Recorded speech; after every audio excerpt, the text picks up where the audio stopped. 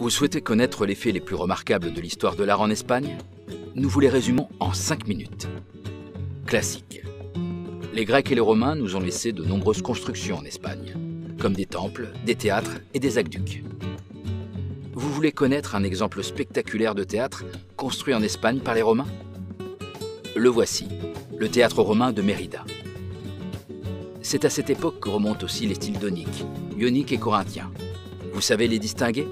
Les Romains nous ont laissé d'innombrables constructions de travaux publics, comme des chaussées, des aqueducs et des amphithéâtres. Connaissez-vous l'aqueduc de Ségovie? Les Visigoths. Les Visigoths, influencés par la culture romaine, construisent des églises en utilisant l'arc en fer à cheval, avec des colonnes et des piliers comme support.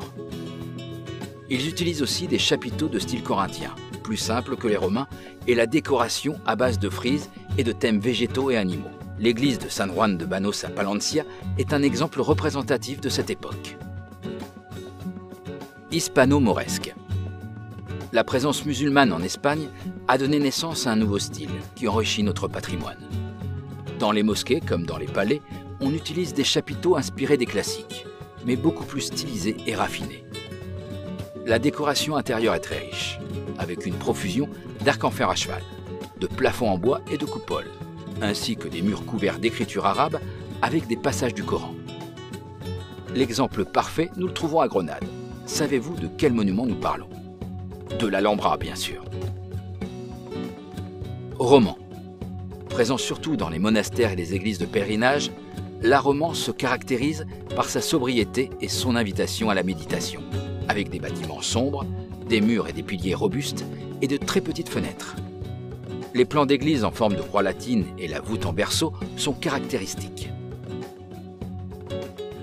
Dans les églises, nous pouvons trouver tous les éléments artistiques, peinture, architecture et sculpture.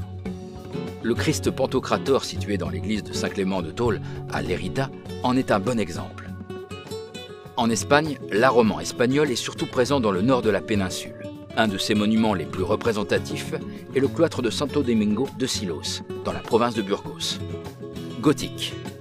Avec l'avancée du Moyen-Âge, la cathédrale est devenue le bâtiment le plus important des villes. L'architecture gothique est plus verticale et lumineuse, tel un symbole représentant l'ascension vers Dieu. Les fenêtres gagnent en taille et on utilise des vitraux et des rosaces pour éclairer l'intérieur des cathédrales. Le gothique est l'un des styles les plus faciles à identifier. Il suffit d'observer les arcs et les fenêtres. L'un des meilleurs exemples d'architecture gothique en Espagne est la cathédrale de Léon surnommée la Pulchra Leonina. Renaissance. La Renaissance naît en Italie au XIVe siècle avec l'essor de l'humanisme et du classicisme. Le Greco est un artiste remarquable et représentatif de ce style, avec son tableau « Le chevalier à la main » sur la poitrine qui reflète les canons de l'équilibre et la symétrie. L'architecture de la Renaissance reprend les éléments de l'art classique. En Espagne, de nombreuses constructions datent de l'époque de la Renaissance, parmi lesquelles des palais, des églises et des monastères. Le monastère de l'Escorial à Madrid et le palais de l'Infantado à Guadalajara sont deux exemples remarquables de construction de ce style. Baroque. À l'époque du baroque, l'art devient un instrument de propagande, qui rompt avec l'équilibre et la proportionnalité pour passer à la monumentalité et à l'impact visuel, comme on peut le voir sur le retable de la cathédrale de Ségovie de Churriguera, même si l'on continue à utiliser des éléments de l'art classique et de la Renaissance. L'église Saint-Louis des Français à Séville est un autre exemple qui illustre bien ce style. Néoclassicisme. Avec l'illustration, on revient à l'équilibre classique dans la simplicité et la sérénité. On constate clairement un abandon de la quête décorative qui donne lieu à la poursuite de l'idéal de beauté classique.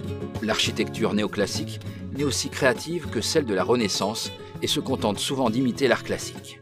Si vous habitez à Madrid, vous côtoyez de nombreux bâtiments de ce type.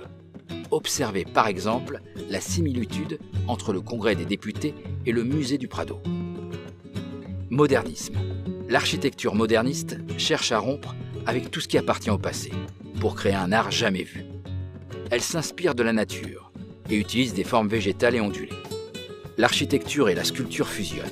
On abandonne la symétrie, la décoration et le jeu de couleurs sont utilisés à profusion, en laissant libre cours à l'imagination.